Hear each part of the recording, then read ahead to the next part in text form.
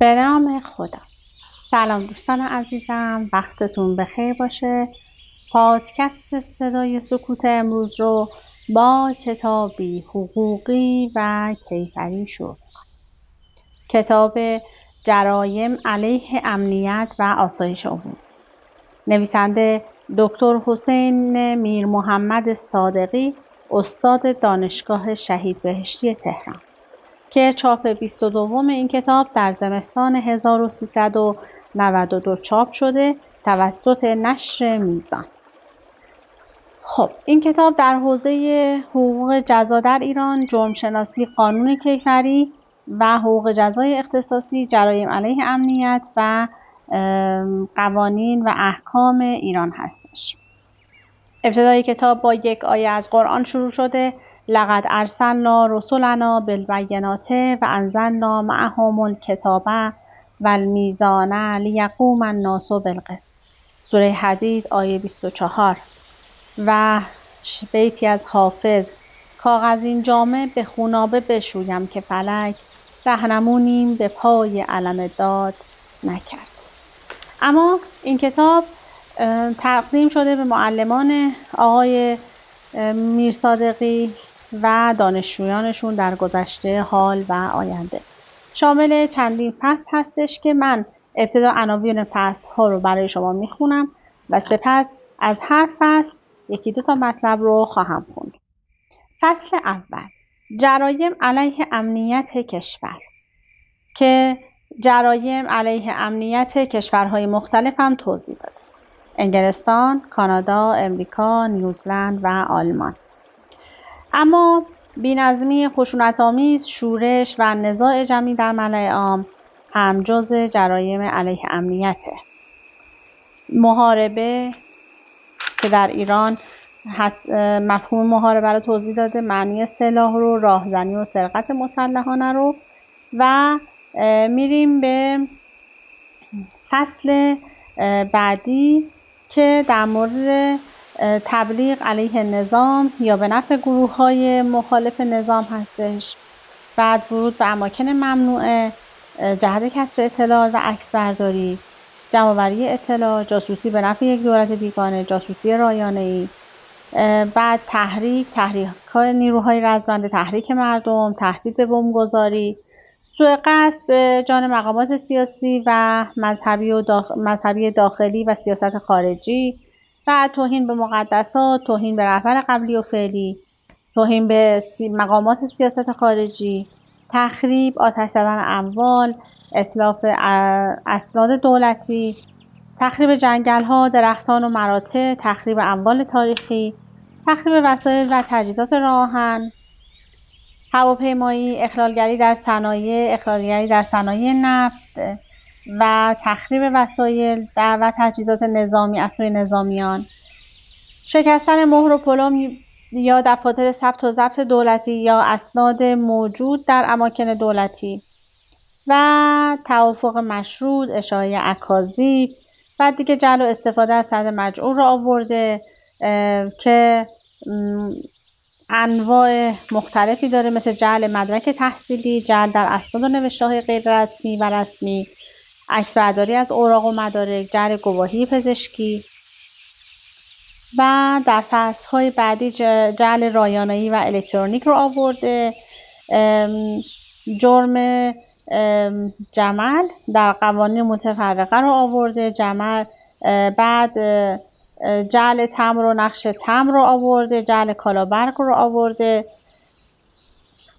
بعدی قلب سکه و ترویج سکه قلب هستش. فکر میکنم قلب یعنی همون تقلبی منظورش در اینجا.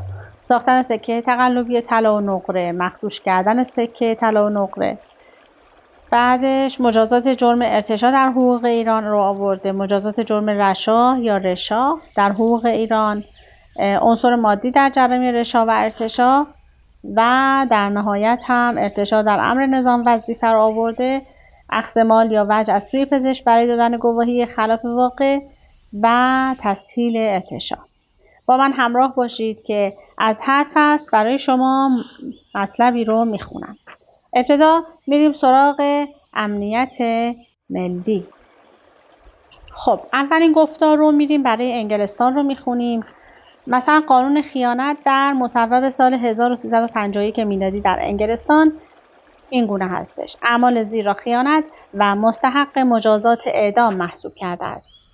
1. قصد کشتن شاه، ملکه یا ولیعهد. 2. تعرض و بی‌حرمتی نسبت به همسر شاه یا دختر بزرگ و ازدواج نکرده او و یا به همسر ولیعهد. 3. به راه انداختن جنگ علیه مقام سلطنت. 4. پناه بردن و مساعدت کردن به دشمنان مقام سلطنت. 5. قلب مهر مقام سلطنت. 6. جعل پول یا وارد کردن آگاهانه آن به کشور. و 7. کشتن قضات شاهی.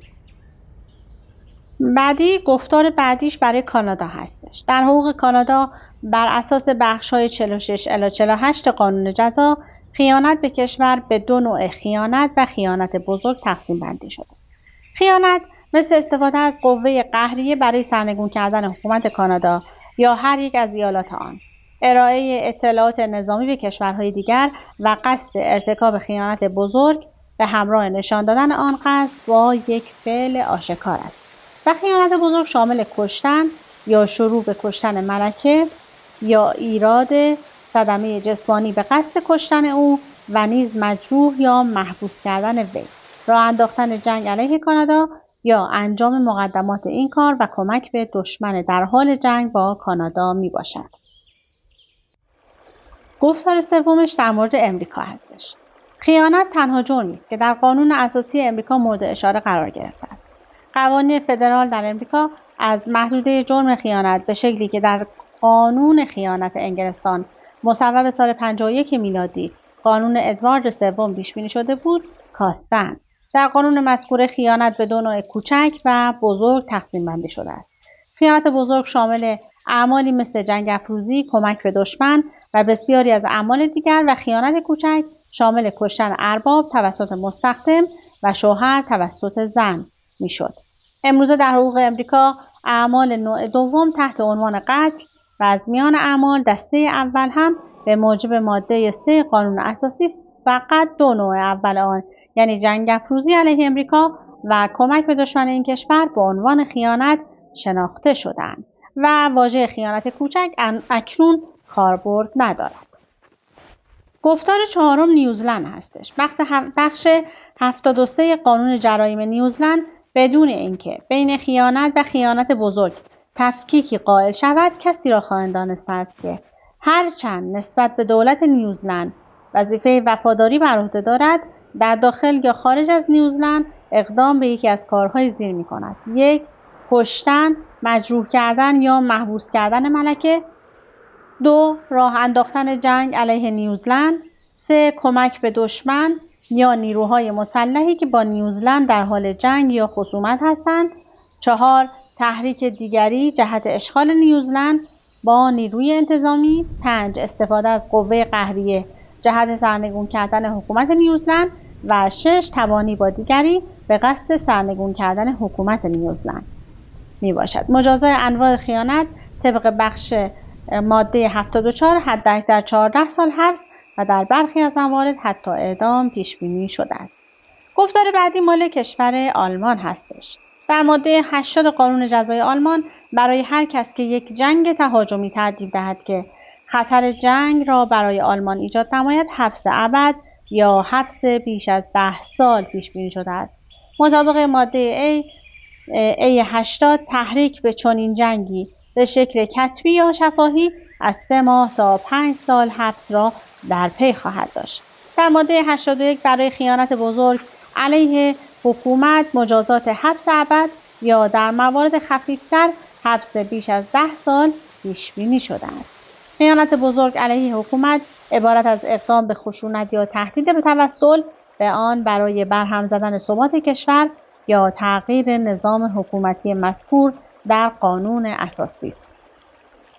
در موارد خفیفتر مجازات حبس از 1 تا 10 سال تعیین خواهد شد. خیانت بزرگ علیه سرزمین در ماده 82 پیش بینی شده و مواردی مثل تلاش خشونت‌آمیز یا توأم با تهدید به اعمال خشونت برای جداسازی یک بخش از سرزمین یا تغییر نظام حکومتی آن را در بر می‌گیرد. اما مبحث بعدی مهمترین جرایم علیه امنیت در حقوق ایران هستش که پس از آنچه در مبحث اول این فصل ملاحظه کردیم، اینک به بررسی جرایمی که تحت عنوان جرایم علیه امنیت در قوانین ایران مورد بحث قرار گرفتن بپردازیم. اما جرایمی که اعلام شده عنوانا در ارتباط با امنیت داخلی جمهوری اسلامی است. 1. گفتار اول مفهوم محاربه. ریشه اول محاربه حرب است که متضاد کلمه سلم به معنی صلح میباشد. محاربه در اصل به معنی سلب و گرفتن است. این واژه از این جهت در مورد کسی که برای جنگیدن با دیگران یا ترسانیدن آن سلاح میکشد به کار میرود که وی قصد گرفتن جان یا مال یا سلب امنیت دیگران را دارد. این کلمه در معنی اصطلاحی در آیه 33 سوره مائده که اصلی ترین آیه در خصوص محاربه است، در مورد مشرکینی که در مقابل محبت‌های پیامبر عهدشکنی کرده و مسلمانان را کشتند و اموال متعلق به مسلمین را غارت کردند نازل شده است. به معنی کارزار با مسلمین و با مظاهر حاکمیت خدا و پیامبر که همانا تشکیلات حکومت اسلامی می باشد به کار رفته است. اما موضوع بعدی معنی سلاح. در مورد معنی سلاح و اینکه آیا چیزهایی مثل سنگ، چوب و تازیانه نیز سلاح محسوب می شوند یا خیر، 3 نظریه بین فقها مشاهده می کردند. برخی با اشاره به خبر جابر از امام محمد باقر که فرمودند سلاح را محدود به سلاح آهنین مثل شمشیر، نیزه، قمه، خنجر و چاقو کرده اند و وسایلی چون چوب و سنگ و تازیانه را از شمول آن خارج دانستند می‌دانند. گروه دوم استفاده از سنگ و چوب و عصا و تازیان و امثال آنها را نیز برای تحقق عنوان محاربه کافی دانستند و گروه دیگر از فقها مطلق اخذ به قوه و به کار بردن زور و قهر و غلبه حتی با استفاده از توان و قدرت بدنی را کافی می‌دانند. این نظر موسع‌ترین نظر از میان 3 نظر ذکر شده میباشد. اما انواع اسلحه گرم از قبیل تفنگ و نارنجک. 2. انواع اسلحه سرد از قبیل قمه، شمشیر، کار، چاقو و پنجه بکس. 3. انواع اسلحه سرد جنگی مشتمل بر کاردهای سنگری متداول در نیروهای مسلح جمهوری اسلامی ایران یا مشابه آنها و سرنیزه‌های قابل نصب بر روی تفنگ.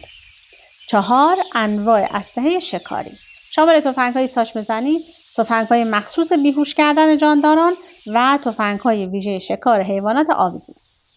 3. جرایم علیه امنیت ملی راهزنی و سرقت مسلحان است. بر اساس ماده 281 قانون مجازات اسلامی مصوب سال 92 که قبلا نیز به آن اشاره شده، راهزنان، سارقان و قاچاقچیانی که دست به سلاح ببرند و موجب سلب امنیت مردم و راهها شوند محاربه اند. به نظر می رسد که این ماده شامل کلیه افرادی نیز خواهد شد که در اجرای یک طرح مشترک و هماهنگ در بان‌های سرقت، راهزنی و قاچاق مسلحانه شرکت دارند، هرچند که تنها تعدادی از افراد بان در صحنه عملیات دست به سلاح برده باشند. هر کس در راه‌ها و شوارع به نحوی از انها مرتکب راهزنی شود، در صورتی که عنوان محارب بر او صادق نباشد، به 3 تا 15 سال حبس و شلاق تا 74 ضربه محکوم می شود. اما مورد 4 مقابله با محاربان هستش. فرد یا گروهی که برای دفاع و مقابله با حاربان یا محاربان دست به اسلحه ببرد محارب نیست. 5. مجازات محاربه هستش. ماده 282 قانون مجازات اسلامی مصوب سال 92 حد محاربه را به پیروی از آیه 33 سوره مائده عبارت از یکی از 4 مجازات اعدام، سلب، قطع دست راست و پای چپ و نفی بلد دانسته است.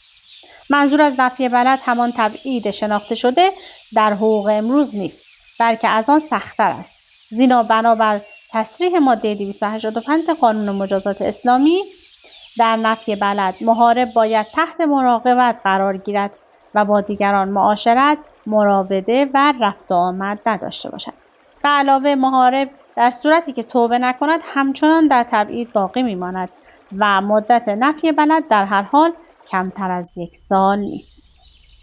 در مورد نحوه بردن دست و پا قانون جدید ساکت است، ولی قانون مجازات اسلامی مصوب سال 70 اشعار می داشت که این امر به همان گونه‌ای صورت می گیرد که در حد سرقت عمل می شود و در مورد حد سرقت بندهای الف و ب ماده 201 قانون سابق و قانون مجازات اسلامی قطع انگشت دست راست را از انتهای آن به طوری که انگشت شست و کف دست باقی بماند و قطع پای چپ را از پایین برآمدگی به نحوی که نصف قدم و مقداری از محل مس باقی بماند پیش بینی کردند. در مورد ششم اثبات محاربه است. ماده 189 قانون مجازات اثبات محاربه را با یک اقرار و شهادت 2 مرد عادل ممکن می‌دانست که در بخش 5 در مورد ادله اثبات در امور کیفری و اثبات کلیه جرایم به جز موارد مستثنی شده را با یک اقرار با شهادت 2 مرد عادل امکان دانسته است که محاربه از زمره جرایم مستثنی شده نمی باشد. در نظر قاضی یا شخصی که بر عدالت وی گواهی می دهد اصل معصیت نباشد.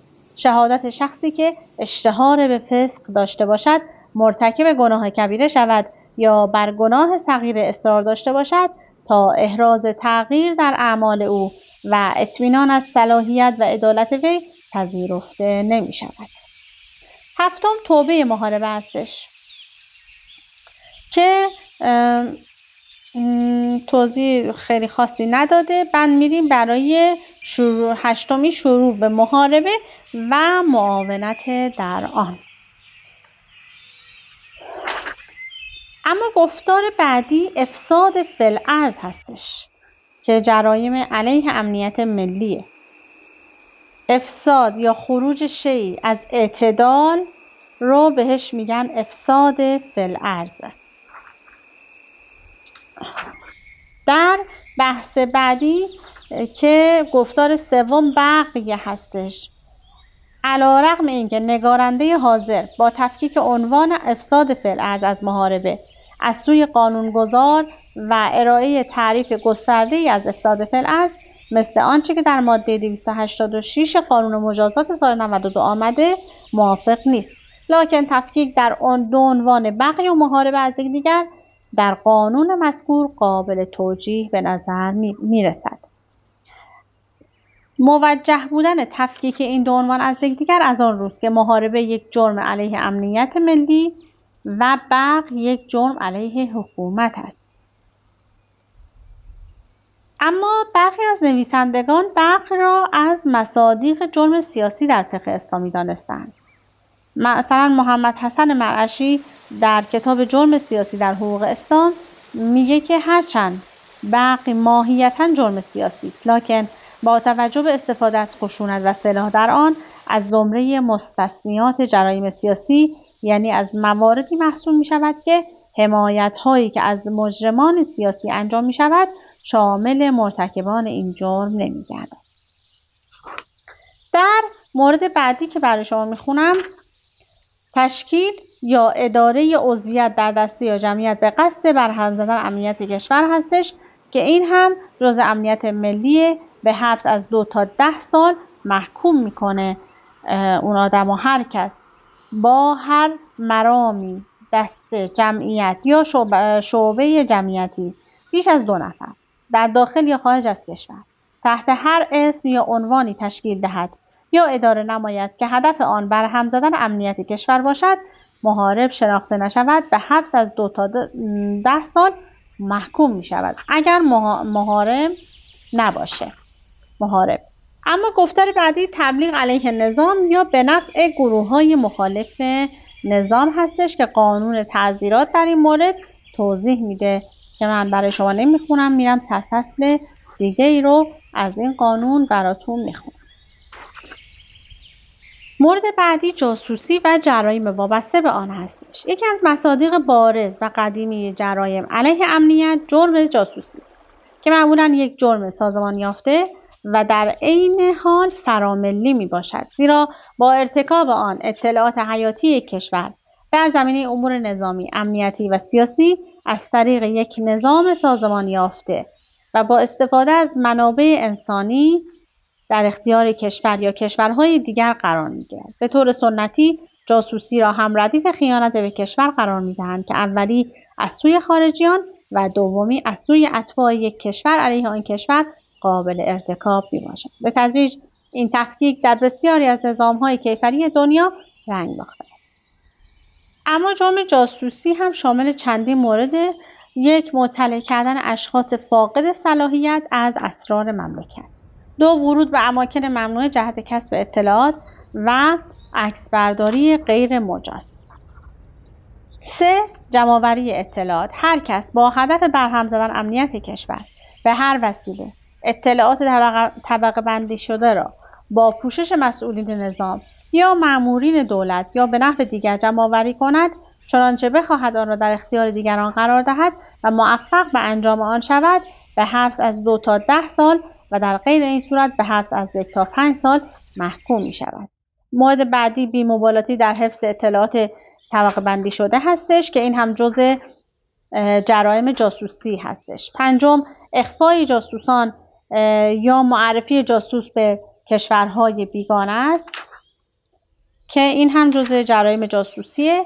و 6، جاسوس به نفع یک دولت بیگانه و به ضرر دولت بیگانه دیگر میاد اقدام میکنه. هر کس به نفع یک دولت بیگانه و به ضرر دولت بیگانه دیگر در قلمرو ایران مرتکب یکی از جرایم جاسوسی شود، به نحوی که به امنیت ملی صدمه وارد نماید، به 1 تا 5 سال حبس محکوم خواهد شد.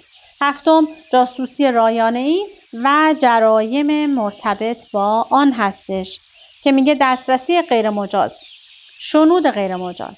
جاسوسی رایانه‌ای ماده 1 در مورد جرم دسترسی غیر مجاز مجازات 91 روز تا 1 سال حبس یا جزای نقدی از 5 میلیون ریال تا 20 میلیون ریال را برای هر کس که به طور غیر مجاز به داده‌ها یا سامانه‌های رایانه‌ای یا مخابراتی که به وسیله تدابیر امنیتی حفاظت شده است دسترسی یابد پیش بینی کرده است.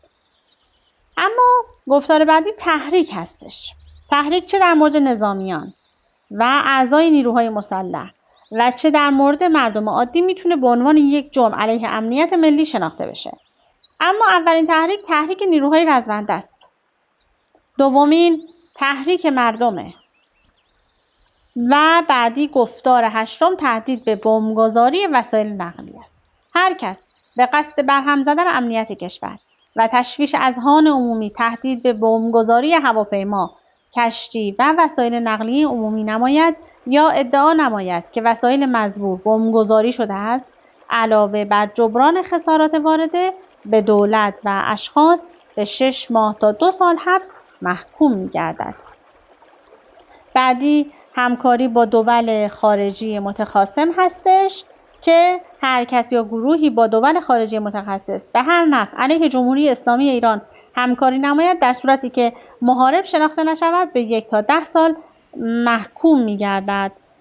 مبحث بعدی تشدید و تخفیف مجازات در جرایم علیه امنیت کشوره که تشدید مجازات داریم و تخفیف یا معافیت از مجازات داریم که چون خیلی بحث شورانیه من دیگه از این فاصله میگیرم. مبحث بعدی سایر جرایم علیه امنیت کشور.